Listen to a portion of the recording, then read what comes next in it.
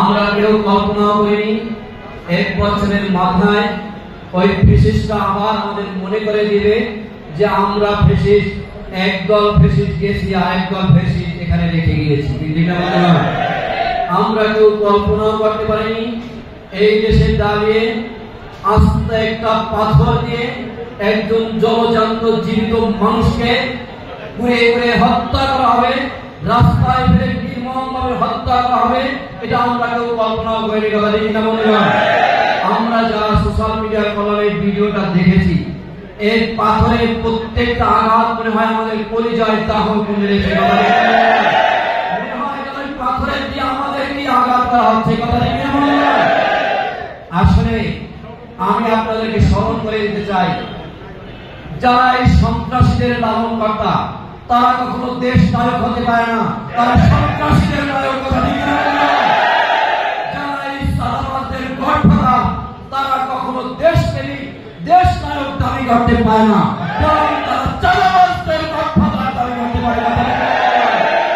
প্রিয় বন্ধুগণ, আমরা আজকের এই সমাবেশের মাধ্যমে স্পষ্ট জানান দিয়ে দিচ্ছি, আমরা বিশ্বাস করি এদেশের পথ যুবকদের একমাত্র আস্থার ঠিকানা ইসলামী যুব আন্দোলন বাংলাদেশ।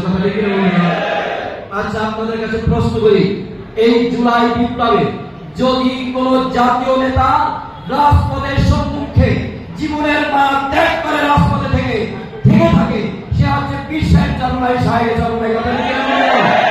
অন্য কোন জাতীয় নেতাকে আমরা রাজপথে দেখি, কথা ঠিক না?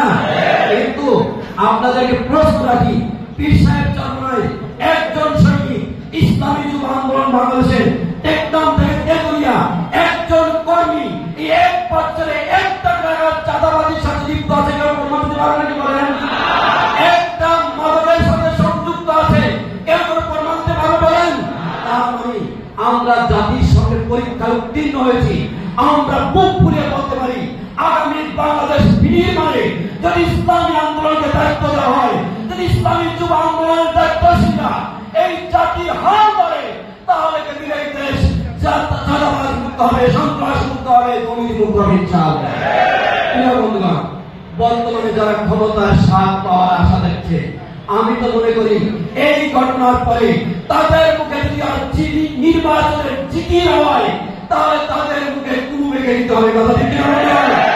এই ঘটনার পরে আপনাদের দলের সংস্কার করার আগে আপনারা নির্বাচন দাবি করতে পারেন না, কারণ আপনারা যদি নির্বাচনে আসেন, আমি তো মনে করি আপনাদের দলের সবচেয়ে বেশি ক্ষতি হবে। কথা ঠিক না?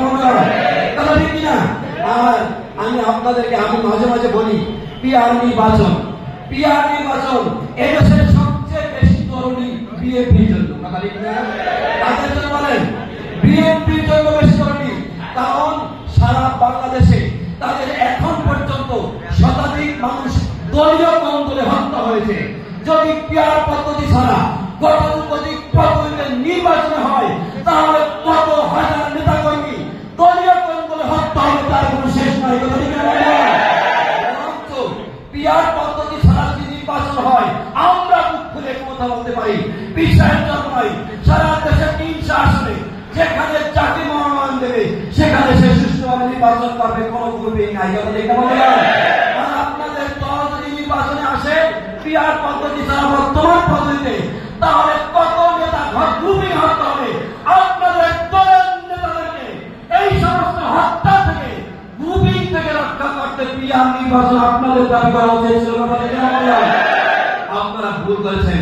আমি বিশ্বাস করি এই ঘটনার পর বিএনপি তাদের নিজের দলের সংস্কার করার আগে এই দেশে বিএনপি আর কোন নির্বাচনের দাবি করবে না।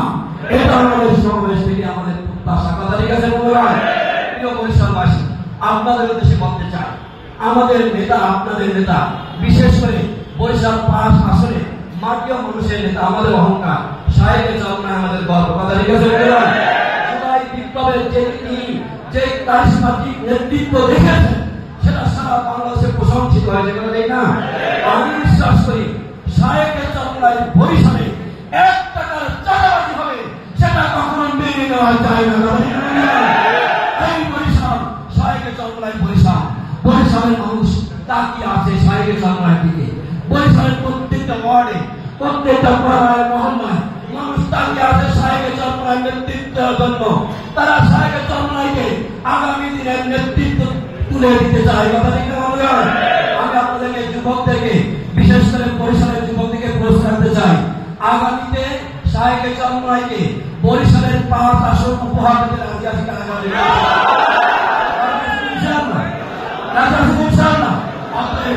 আমরা আপনাদের কাছে আহ্বান জানাই, এই বরিশালের কৃতি সন্তান শাহেকে চরমনাইকে আমরা বিজয়ী দেখবো ইনশাআল্লাহ। পাশাপাশি আগামী